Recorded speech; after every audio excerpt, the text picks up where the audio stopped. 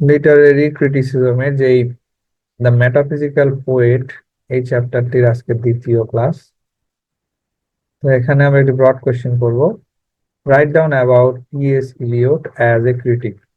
T.S.. Eliot যে একজন critic ছিলেন, সমালোচক ছিলেন, সেই সম্পর্কে আমাদের প্রমাণ করে দিতে হবে অথবা ব্যাখ্যা বিশ্লেষণ করতে হবে। T S. Eliot is a famous critic of the modern age whose criticism brought a new horizon to English criticism. T S. Eliot ছিলেন একজন মডার্ন এজের বিখ্যাত ক্রিটিক, সমালোচক, যার ক্রিটিসিজমের কারণে এই ইংলিশ ক্রিটিসিজমে নতুন একটা দিগন্তের সূচনা হয়েছিল। Though he was born in America, he took the nationality of England later. যদিও তিনি জন্মগতভাবে আমেরিকান ছিলেন, কিন্তু পরবর্তীতে তিনি ইংল্যান্ডের নাগরিকত্ব লাভ করেন। and became a citizen of England, এবং ইংল্যান্ডের একজন সিটিজেন হন, নাগরিক হন। He introduced many new things in English literature. তিনি ইংরেজি সাহিত্যে অনেক নতুন কিছুর সূচনা করেছেন, নতুন নতুন বিষয়বস্তু বা তত্ত্বের উদ্ভাবন করেছেন।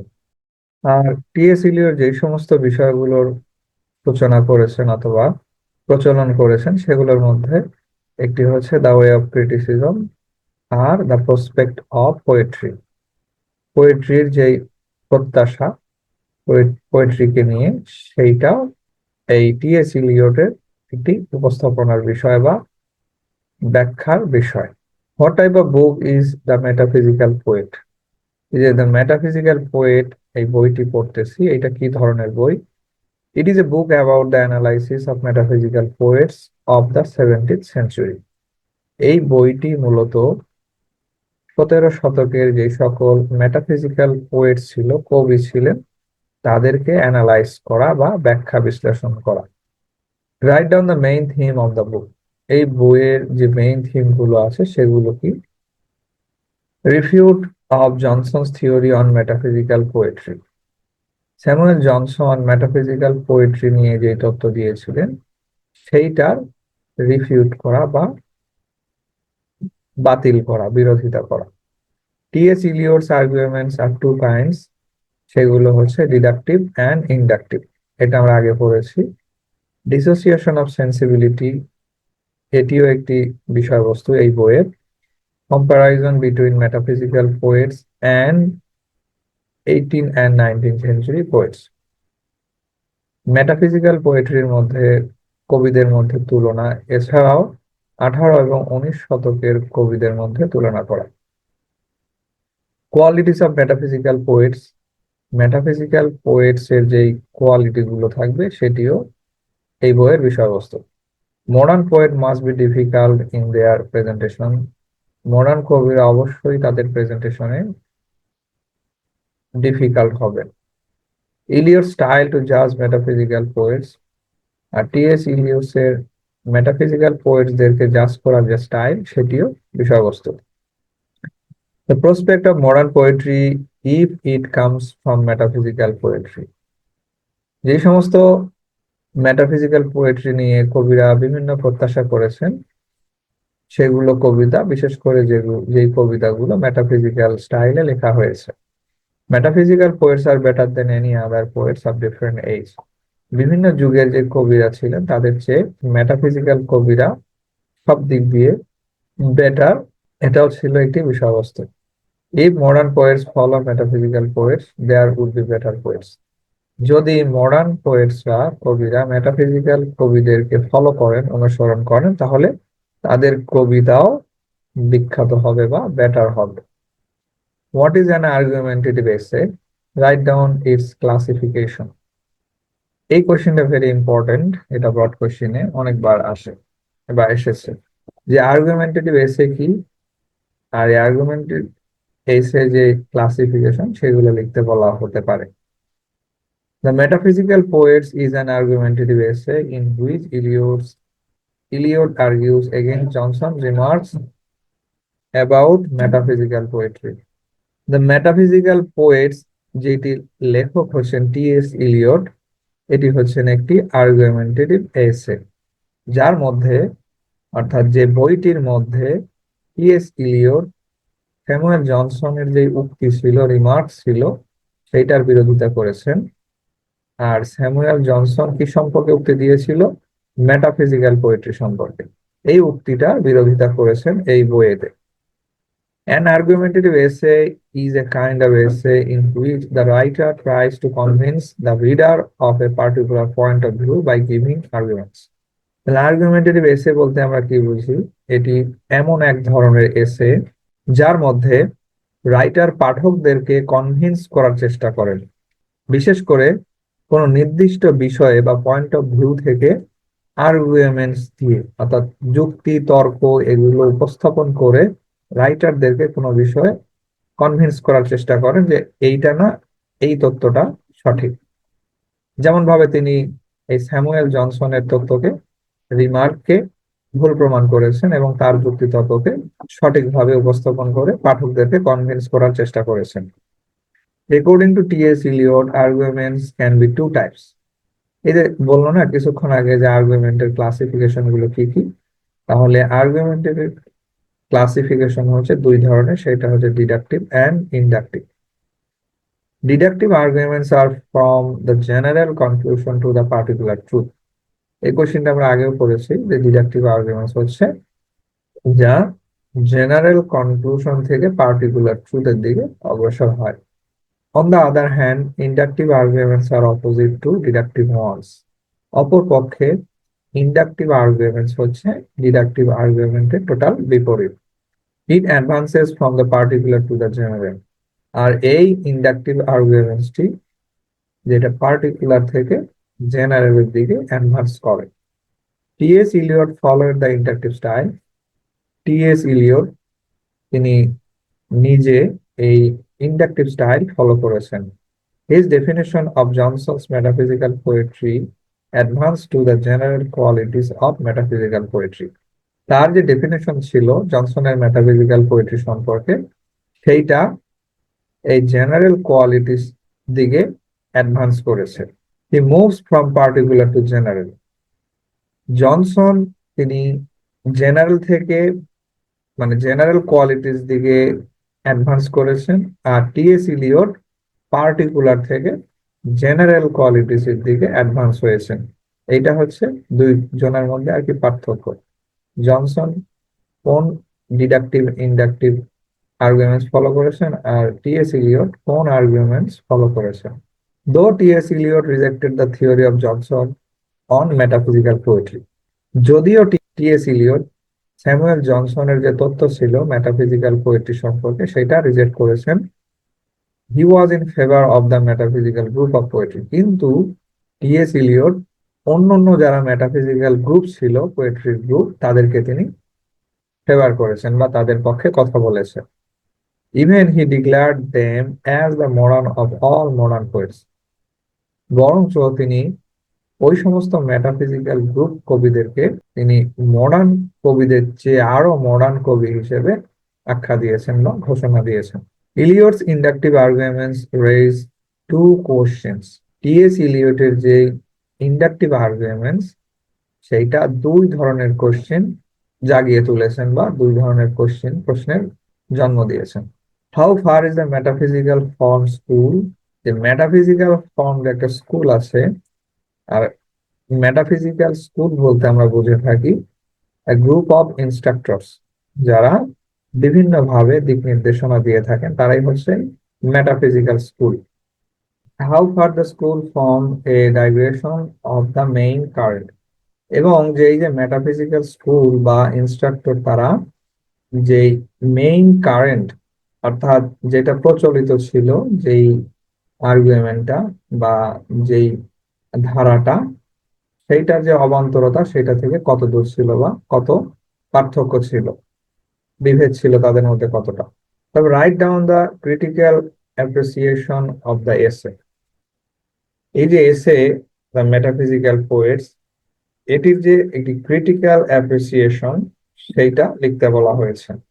The metaphysical poets is a famous essay and a famous criticism of T S. Eliot. The metaphysical poets হচ্ছে টি.এস. ইলিয়টের একটি ফেমাস বিখ্যাত এসে এবং বিখ্যাত criticism.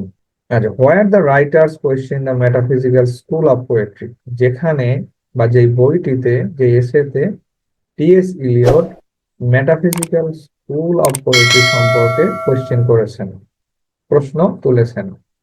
T.S.. Eliot refuse Johnson's classification of metaphysical poetry. T S. Eliot Samuel জনসনের যে metaphysical poetry বা পোয়েটদের নিয়ে যে ক্লাসিফিকেশন করেছেন সেইটা তিনি রিফিউট করেছেন, প্রত্যাখ্যান করেছেন। Though T.S. Eliot considered metaphysical poets to be the pioneers of modern poets, যদিও টি.এস. ইলিয়ট এই মেটাফিজিক্যাল পোয়েটসদেরকে মডার্ন কবিদের পায়োনিয়ার, অগ্রদূত হিসেবে কনসিডার করেছেন, তা সত্ত্বেও এই যে স্যামুয়েল জনসন মেটাফিজিক্যাল পোয়েটদের নিয়ে যে রিমার্ক করেছেন সেটা তিনি প্রত্যাখ্যান করেছেন। Johnson defines metaphysical poetry as the most heterogeneous ideas that are yoked by violence together. Samuel Johnson metaphysical পোয়েট্রিকে এইভাবে ডিফাইন করেছেন যে পোয়েট্রি গুলো হচ্ছে সবচেয়ে ভিন্নধর্মী আইডিয়া যা ভায়োলেন্স বা বিভিন্ন দুর্ঘটনা জাতীয় ঘটনার মধ্যে দিয়ে একত্রিত হয়। But Eliot thinks that when ideas are united together, কিন্তু ইলিয়ট এইটা বিশ্বাস করেন যে যখন বিভিন্ন ধরনের আইডিয়া গুলো একত্র হয়, মিলিত হয়, the minds of poets will be there and that will not be far from poetry, তখন কবির মাইন্ড সেখানে সেট আপ হবে, স্থির হবে, এবং তা একটি পোয়েট্রি গঠন করা বা রচনা করা থেকে খুব বেশি দূরে থাকবে না। Some critics pointed out that he was not clear about the explanation of the definition of metaphysical poetry. অনেক ক্রিটিক্স যারা টি.এস. ইলিয়টের যে তত্ত্ব সেইটার মধ্যে অনুসন্ধান করে খুঁজে পেয়েছেন যে টি.এস. ইলিয়ট যে এক্সপ্লেনেশন দিয়েছেন মেটাফিজিক্যাল পোয়েট্রি নিয়ে সেটা সম্পর্কে তিনি পুরোপুরি ক্লিয়ার নয়, বা তার যেই সংজ্ঞা বা ডেফিনেশন দিয়েছেন তা পুরোপুরি পরিষ্কার নয়। To state the definition, he advanced to the comparison between metaphysical and other poets. আর এই যে ডেফিনেশন দিয়েছেন এইটাকে যাচাই করতে বা আরো ব্যাখ্যা বিশ্লেষণ ভাবে উপস্থাপন করার জন্য তিনি এই যে মেটাফিজিক্যাল পোয়েট এবং অন্য অন্য কবিদের মধ্যে একটি তুলনা করতে অগ্রসর হয়েছেন বা তুলনা করেছেন। The dissociation of sensibility is immediately set up after the metaphysical. আর এই যে ডিসোসিয়েশন অফ সেন্সিবিলিটি এইটা তৎক্ষণাৎ মেটাফিজিক্যালদের মধ্যে সেট আপ হয়ে যায়। Mechanism of sensibility resolve only one kind of experience. আর মেকানিজম অফ সেন্সিবিলিটি বলতে যেই যে মেকানিক্যাল সেন্সিবিলিটি, সংবেদনশীলতার প্রক্রিয়া, শুধুমাত্র only one kind of experience, এক ধরনের অভিজ্ঞতাকে দ্রবীভূত করে। It is enriched by Dryden. আর এই যে তত্ত্ব এটা জন ড্রাইডেনের দ্বারা এনরিচড করা হয়েছে। When language become more refined, then the feeling become cruder. যখন কোনো ল্যাঙ্গুয়েজকে, ভাষাকে বারবার রিফাইন করা হবে, বিশুদ্ধ করার চেষ্টা করা হবে, তখন যেই সেটা যেখানেই হোক, সাহিত্যে হোক বা কবিতায় হোক, পাঠকদের যে ফিলিং সেটা ক্রুডার হয়ে যায়। The romantic poet revolted against the metaphysical poets. আর এর কারণেই এই রোমান্টিক যুগের কবিরা মেটাফিজিক্যাল পোয়েটসদের বিরুদ্ধে এক প্রকারে রিভোল্ট করেছিলেন। এটা ওই যে হার্ডিয়ারের ক্রিটিসিজমে আমরা পড়েছিলাম যে যখন পাঠকরা কবিতার অর্থ বুঝতে পারে না তখন তারা দিনে দিনে কবিতা থেকে দূরে সরে যাচ্ছিল শুধুমাত্র ভাষার চয়নের কারণে। তো রোমান্টিক যুগের কবিরা এসে মেটাফিজিক্যাল যে কবিতার ধারা ছিল তাদের কবিতা সবসময় ডিফিকাল্ট হতো। এই ধারা থেকে বের হয়ে আসার জন্য, কবিতাকে সহজলভ্য করা, মানুষের বোধগম্য করার জন্য তারা এক প্রকার আন্দোলন করেছিলেন। So in a large term, romantic poets are also term as metaphysical. আর এই বৃহৎ পরিসরে এটা বলা যায় যে, তাদেরকে আখ্যা দেওয়া যায় যে রোমান্টিক কবিরাও এক প্রকার এই মেটাফিজিক্যাল কবি। The qualities of metaphysical poets are, metaphysical কবিদের গুণাগুণগুলো হচ্ছে sensibility, simple, artificial, difficult, intelligent, fantastic, unlimited interest. In the 18th and 19th centuries, literature was termed as philosophy, history, essay, letters. It's 18 এবং 19 শতকের দিকে literature বলতে আসলে যা ছিল সেগুলো হচ্ছে ফিলোসফি, হিস্ট্রি, এসেস, লেটার্স ইত্যাদি। But modern poets form the best trend of poetry which has a similarity with the metaphysical. কিন্তু মডার্ন পোয়েটরা এসে লিটারেচারের আরো একটি শাখার প্রচলন করে, এইটা হচ্ছে কবিতা। আর which has similarity with the metaphysical, যার সাথে মেটাফিজিক্যালদের একটা মিল ছিল। Metaphysics were the direct current of English poetry. আর ওই সময়ে মেটাফিজিক্স ছিল ইংলিশ পোয়েট্রির কারেন্ট, অর্থাৎ প্রচলিত অবস্থা। In this remark, Eliot asserted that metaphysics was an appropriate and improved branch of poetry. আর এই তত্ত্বের ভিত্তিতে ইলিয়ট অ্যাসার্টেড, ব্যাখ্যা করেছেন বা বর্ণনা দিয়েছেন যে মেটাফিজিক্স ছিল ওই সময়ের অ্যাপ্রোপ্রিয়েট, যথাযোগ্য এবং খুবই উন্নত কবিতার একটি branch. In fine, T.S. Eliot objected to some poets of the 17th century as metaphysical. পরিশেষে বলা যায় যে টি.এস. ইলিয়ট 17 শতকের বেশ কিছু মেটাফিজিক্যাল কবিদেরকে নিয়ে তিনি অবজেকশন তুলেছেন, because the factor of that poetry presented in the earlier poets. আর তার কারণ ছিল সেই সমস্ত কবিতাগুলো অতীতের কবিদেরকে উপস্থাপন করত। So it is unjustified to class them as a special kind of metaphysical poet. আর এই কারণেই বেশ কিছু কবিদেরকে মেটাফিজিক্যাল পোয়েটের যেই দল ছিল বা গুণাগুণ ছিল তার ভিত্তিতে বিচার বিশ্লেষণ করে মেটাফিজিক্যাল পোয়েট হিসেবে আখ্যা দিতে তিনি কিছুটা আপত্তি বোধ করা আর কি। তো এই তত্ত্বগুলোর ভিত্তিতে বেশ কিছু মেটাফিজিক্যাল কবিদেরকে তিনি একদম পিওর মেটাফিজিক্যাল কবি হিসেবে আখ্যা দিতে আপত্তি করেছেন। Who is Grierson? গিয়ারসনকে, he is the critic who edited the book metaphysical lyrics and poems of the 17th century। তিনি ছিলেন একজন ক্রিটিক, সমালোচক, যিনি metaphysical lyrics and poems of the 17th century এই বইটি এডিট করেছেন। Grierson oppose Johnson's remarks on metaphysical poets.